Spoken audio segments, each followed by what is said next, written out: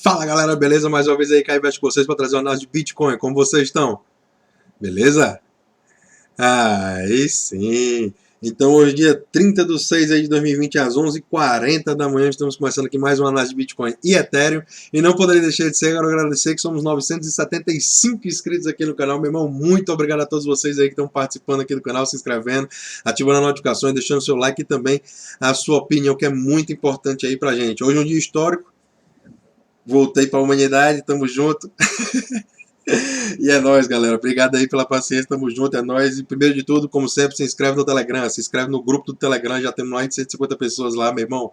Tá crescendo bastante o grupo do Telegram, as pessoas estão tirando as próprias dúvidas lá, a gente tem acesso a comunicar e fazer também a marcação das videochamadas aí, se você tiver interesse, para poder você aprender um pouco mais e entrar um pouco mais fundo dentro desse mundo de DeFi, beleza? Tamo junto. Então, meu irmão, vamos nessa aqui, seguir da linha na pipa, porque a gente tem muita coisa para falar hoje aí, começando pelo nosso medidor de sentimento do mercado, Fear and Greed Index, né? Nosso medidor de sentimento, de medo e de ganância do mercado, né? Então agora no momento a gente continua nesse movimento lateral aqui, o preço está há bastante tempo, isso tira a paciência de alguns investidores, mas a gente segue aqui na casa dos 44 pontos, ou seja, abaixo dos 50 pontos, onde seria a casa do neutro, né? O neutro é na casa dos 50 pontos, 100 pontos é a extrema ganância e 0 é extremo medo, né? Então a gente tem que entender como funciona esse indicador. E aqui a gente segue, aqui, né, olhando esse gráfico, já faz vários dias que a gente está aqui dentro desse período de consolidação, né? Que o sentimento do mercado fica aqui negociando entre os 37, 32 pontos aqui, 37 pontos, até os 55, 50 e pouco, né? Antes da queda, antes do Covid, a gente teve aqui uma marcação nos 65 pontos, e depois, na sequência, a gente já entrou aqui caindo, e aqui nessa região eu vinha falando com vocês que era o melhor ponto de entrada, né? Quando todo mundo está com medo e o sangue está nas ruas, né? Então a gente tem que se ligar e vamos ver como é que ele vai se comportar aqui ao sair dessa consolidação. Se ele vai sair aqui para cima, para baixo dos 37 pontos, ou se ele vai subir aqui acima dos 55, 56 pontos aqui, que a gente já chegou aqui dias atrás. Então vamos ficar ligado.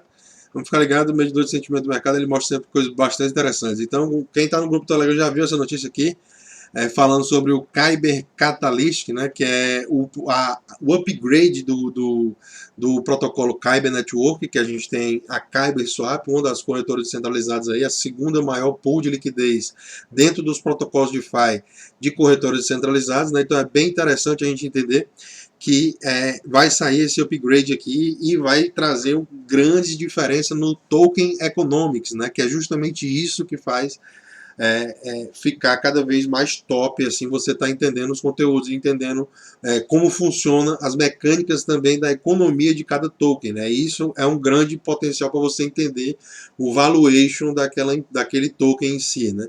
Então aqui o Kyber Network, a gente vai ter agora o Kyber DAO, ou seja, a gente está passando de um protocolo que era totalmente centralizado e controlado pelos devs do protocolo da Kyber, né? Apesar de ser um smart contract rodando na blockchain do Ethereum, simplesmente você entende que tinha um ponto central ali onde a maioria das pessoas que controlavam ali o acesso a tudo, né, as informações, quanto de taxa ia ser cobrado, o que é que ia ser queimado em KNC, com a utilização da rede, né? Então esses pontos eram todos definidos pela equipe de desenvolvimento, e agora com o Kyber DAO a gente vai passar a poder fazer stake, ou seja, se você tem Kyber Network, o token KNC, vocês sabem que eu sou um investidor de Kyber, né? Então é por isso que eu estou falando aqui.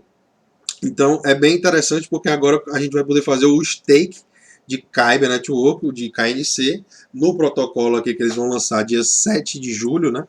E com isso a gente vai poder votar nos parâmetros que vão ser iniciados aí dentro da própria corretora, né? Do que vai ser tradeado dentro da própria corretora. Então, a gente teve um pré-DAO, que é tipo uma votação entre as pessoas que estavam lá dentro do Discord da própria da própria Kyber, né? Por isso que é bem interessante, se você tem algum protocolo que você é interessado em entender, você sempre tem que entrar atrás de conhecimento, de ir lá nos Discord da galera, de ficar conversando, trocar ideia, ver o que é que os desenvolvedores estão criando, estão pensando, como é que eles estão agindo, como é que a comunidade impacta os desenvolvedores. Também é bem interessante você entender e poder participar disso de maneira mais plena, né? Infelizmente é em inglês, mas o tradutor está aí para isso. Se você não souber, você traduz e bota no Google, depois passa para o inglês, copia lá e bota para você perguntar suas coisas que você acha interessante, enfim. Cada um pula, dá os seus pulos, né? E aí a gente simplesmente tem aqui a primeira votação que teve, a gente tinha 3 opções aqui de como ia ser a utilização desses parâmetros, né, dentro da própria Kyber. A gente tinha um parâmetro que era 65% de rebate, 30% de burn e 5% de, aliás, 65% de rewards, né, que é de recompensa, 30% de rebates e 5% de burn. E isso foram 196 votos contra essas outras duas opiniões, então essa daqui foi a vencedora. A gente vai ter o primeiro epoch aí da Kyber, quando lançar o protocolo DAO, ele já vai lançar com esse parâmetro em si. Então é bem interessante, porque a gente vai ver que vai mudar completamente. Agora a gente vai ter stake, a gente vai ganhar KNC, a gente vai ganhar Ethereum por fazer votações dentro da governança da Kyber. Então, se você tem Kyber stakeado lá no protocolo de governança, você ganha Ethereum a cada vez que você faz uma votação com os seus tokens. Então é bem interessante, essa é uma maneira bem interessante de você poder remunerar as pessoas que participam da votação, e para poder você participar da votação você gasta gas, né? Você tem que interagir com o protocolo, você vai gastar ali a sua taxa de transação, que é a gas, né? Que é gasto em Gwei, né? E os Gwei são os satoshis do Ethereum. Então a gente tem que ter Ethereum para poder fazer a votação, mas quando você faz a votação em si, você recebe Ethereum novamente pelos aqueles votos que você deu naquela pauta, né? Então é bem interessante a gente entender esses conceitos. Já tem um site aí que já estão preparados para poder fazer esse esquema da da votação e de você receber os seus Ethereum e poder travar os seus Kyber para poder fazer as votações. Então, enfim, realmente protocolo bem interessante aí. Eu acho muito, muito, muito interessante o que eles estão fazendo. Principalmente agora eu já tinha noção sobre o Catalyst e o KyberDAO. Só que agora que está mais próximo do lançamento, né, já vai ficar próximo do lançamento aí. Na próxima semana, na realidade, a gente já vai ter esse protocolo ao vivo aí, mainnet, né, galera? Então vamos ficar ligado. Vamos ficar ligado. Outra notícia aqui também da Kyber é porque a Kyber e o protocolo ZeroX, né, eles foram adicionados ao protocolo MakerDAO, né? Então é bem interessante a gente entender que agora o protocolo MakerDAO aceita como lastro Kyber Network e ZeroX para abrir vaults, né? Abrir CDPs, abrir contratos colateralizados de débito dentro do protocolo MakerDAO para você conseguir gerar DAI, né? E aqui tem os parâmetros, né? Liquidation Rate, o Risk Premium, né? Tem todos os parâmetros que você precisa entender para poder você abrir o seu CDP, né? Abrir o seu contrato colateralizado de débito dentro da blockchain, dentro do protocolo MakerDAO, para poder você agora poder lastrear DAI também com Kyber. Então isso é uma coisa fantástica. Por quê? Porque toda vida que a gente tem esses protocolos de staking, né, quando você tem que travar os seus tokens, tipo, por exemplo, o próprio Catalyst, que você vai ter que travar para poder você participar das votações, você trava esse Kyber dentro desse protocolo e você não tira para poder você fazer a votação. Então quando você faz esse tipo de movimento, você está tirando esse token do mercado. Você não está negociando esse token, você está querendo fazer participar da rede. E aqui é mais um modo de você fazer isso, entender que aqui também aumenta essa parada, porque quando você trava um KNC ou um ZeroX agora para poder gerar DAI no protocolo MakerDAO, você simplesmente está tirando do mercado aquele dali que podia estar sendo dumpado, podia estar sendo vendido, e aí tira a circulação. aumenta a escassez. Junto com esse próximo, esse avanço que vai ter agora, que aumenta as taxas de burn, né? Ou seja, cada vez mais que vai ser utilizado o protocolo Kyber Network, a Kyber Swap, a gente vai ter mais tokens sendo queimados, né? Então isso aí também aumenta a escassez do token em si. Então é bem interessante vocês entenderem essa questão dos token econômicos, né? Falar rapidinho aqui sobre o hack que teve na balance aí de 500k. O cara foi muito inteligente de verdade. Inclusive, saiu várias notícias aqui, a gente tem alguns pontos interessantes para poder trazer, né?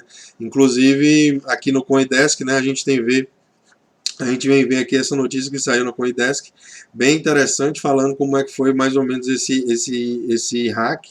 E simplesmente eles aqui trazem um link do Medium, né, do próprio OneInt, que é um protocolo descentralizado aí, agregador de corretoras descentralizadas e protocolos também. Então é bem interessante a gente entender que eles também têm uma grande equipe de research lá e tal, e eles ficam até tentando fazer com que a rede se torne cada vez mais antifrágil com esse tipo de tentativa de bloquear arbitragens dessa forma, né? Então é bem interessante. A primeira coisa que eles falam aqui, até no próprio artigo aqui da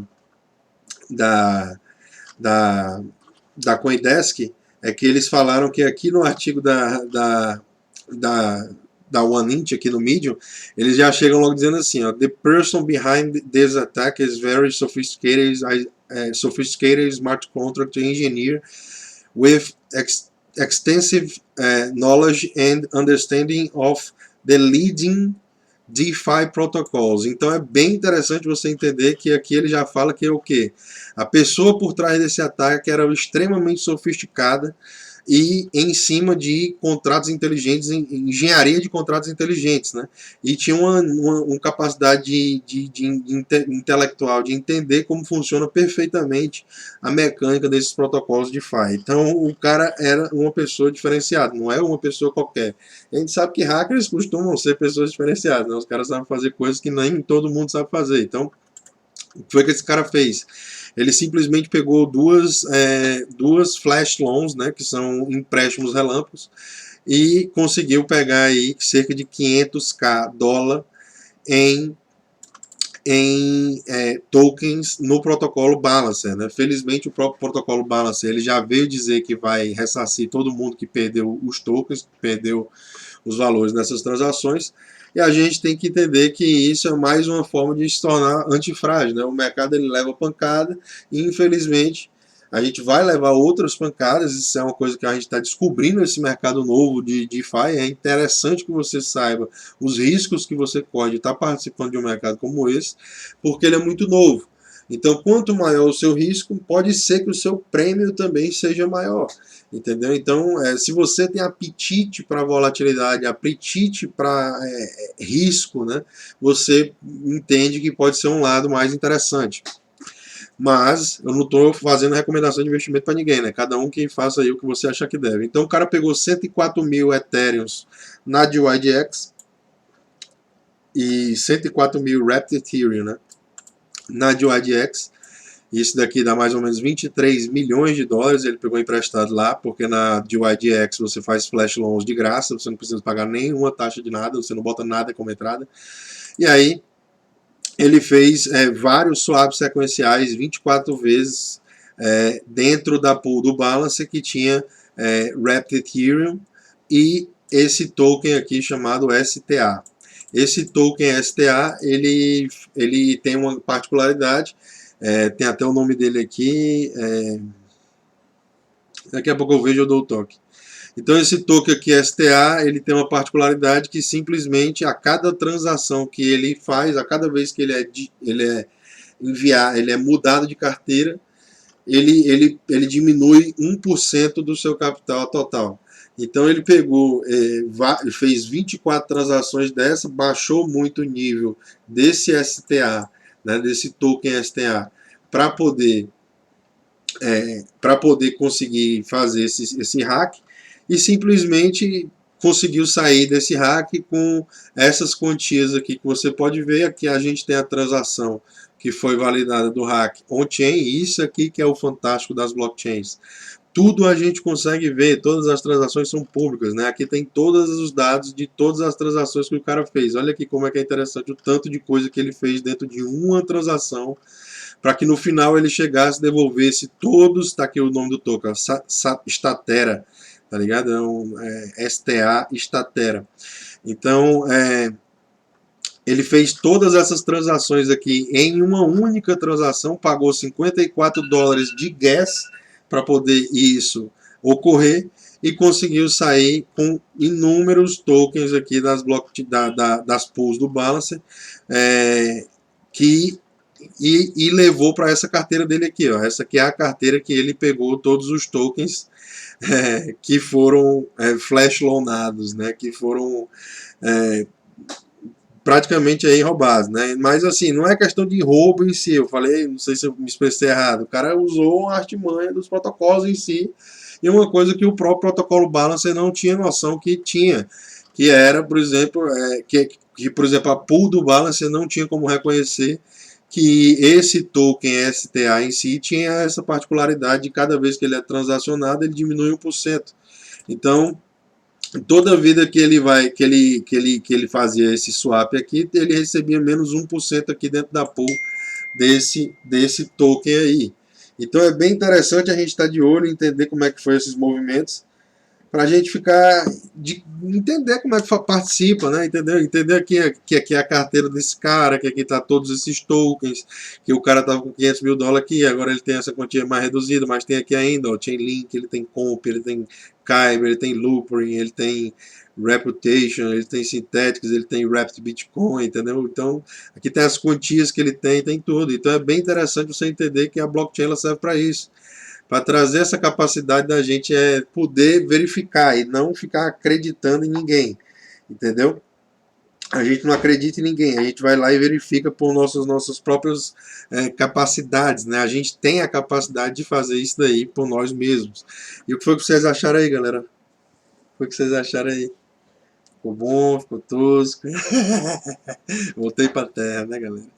Então a gente tem aqui, ó, 262 bilhões de dólares aqui negociados em todos os mercados aí de criptomoedas, e a gente tem 64% de dominância do Bitcoin. O volume segue extremamente baixo aqui na casa de 36 bilhões de dólares negociados nas últimas 24 horas, e o Ether aqui com 9,54% de dominância desse mercado, né? Então é bem interessante o Bitcoin com 9.157 dólares aqui agora no momento, 0,8% de alta nas últimas 24 horas. Então até 225 dólares, 0,8% também por cento de alta, estável com Bitcoin agora no momento aqui da nossa análise. Então, destaque hoje agora está positivo aqui Synthet 2%, Kyber 2% e Chainlink 3,3% aí, todas melhor performando aí o Bitcoin nas últimas 24 horas. Então é bem interessante.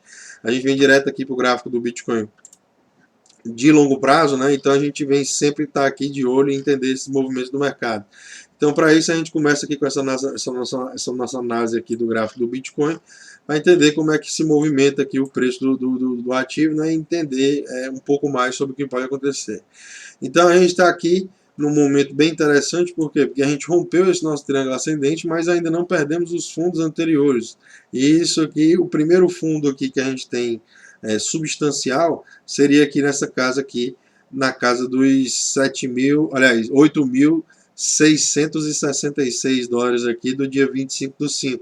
E aí na sequência o fundo primário aqui, principal, né, na realidade a gente tem aqui na casa dos 8.235 dólares. Então é bem interessante. A gente continua negociando aqui junto a esse fractal de 72 períodos aqui, que hoje está na casa dos 9.100 dólares exatos. E a gente tem o preço hoje na casa dos 9.174 no momento da nossa análise, né? Então vamos ver como é que ele vai se comportar, se a gente vai passar desse movimento de deriva aqui, que eu acho que a gente está derivando aqui, caindo de lado aqui.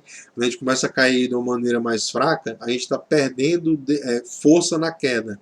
E aí agora no momento a gente está querendo testar aqui, nos últimos 2 dias foram alta, né? Então a gente tem que ver que hoje é um dia interessante aí para que a gente tenta fazer um romper aqui dessa região de 50 e de 21 períodos, que hoje está na casa ali dos 9.419 dólares, né? Então superar essa questão dos $9.400 agora para o Bitcoin é bem interessante, porque aí a gente confirmaria não estar perdendo os fundos anteriores e a gente confirmaria estar acima dessa região aqui. Melhor ainda, seria o que? Voltar a negociar acima dos $9.700 aqui, os topinhos anteriores, para enfim estar buscando novos patamares, né? No caso de queda, né, você tem que estar preparado para todos os cenários. Você, principalmente no caso de queda aqui, perdeu os $9.100, a gente tem espaço para recuar até o fractal de 305 períodos e o fractal de 100 períodos que estão aqui hoje, e o de 200 períodos também, que está bem próximo. Então eles estão aqui na casa dos $8.500 até os $8.320, né? Então é bem interessante essa faixa de preço aqui também. Por quê? Porque a gente continuaria acima do nosso fundo principal e a gente teria aqui uma boa zona de suporte aqui nessas regiões de fractais aqui de médio prazo. Então vamos ficar ligado, galera, vamos ficar ligado. O Bitcoin está bem interessante aí, eu acredito que a gente está tendo oportunidades aí por todo lado. Se ele vier a perder realmente essas regiões fractais aqui, aí a gente tem espaço para cair e corrigir mais forte até essas outras regiões fractais aqui, que são as maiores e que tem suportado bastante a pancada do Bitcoin aí. Mas eu não acredito que a gente vai testar essas regiões aqui de baixo, posso estar errado. Aqui essa região aqui de 610 períodos hoje está na casa dos $7.400 e aqui está na casa dos $6.967. Então eu não acredito que a gente vai buscar de novo essas regiões fractais, porque a gente acabou de ter um dump massivo aqui e o pessoal acha que a oportunidade é todo dia, né? Então a oportunidade não é todo dia, você não vai ter mamata por todo dia da sua vida. Isso aqui foi a oportunidade que você teve. Se você pegou, você pegou. Se você não pegou, paciência, amigo, tá ligado? Não tem oportunidade todo dia no mercado, entendeu? Vamos ficar de olho no mercado. Então é para isso que a gente está aqui, enxergar pontos que a gente pode entrar e que possivelmente no futuro eles podem ser bem interessantes, né? Então a gente tem que ter essa visão de longo prazo, galera.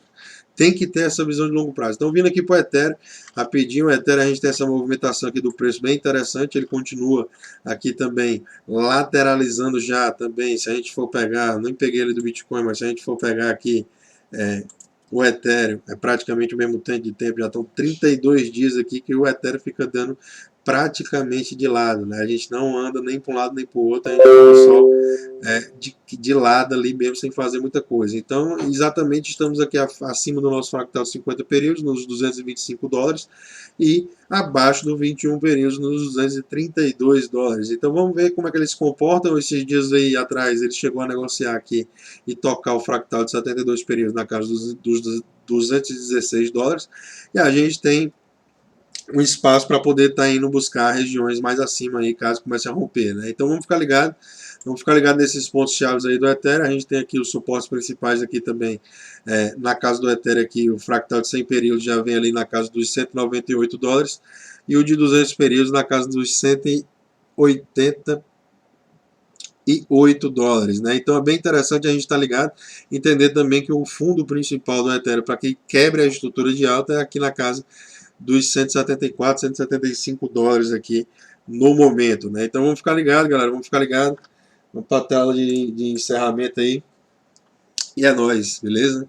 Tamo junto, o mundo é de quem investe, galera. Eu espero que vocês entendam isso. Muito obrigado a todos vocês aí que estão se inscrevendo no canal, ativando a notificação e deixando o seu like também, a sua opinião, que é muito importante pra gente seguir junto, beleza? Tamo junto.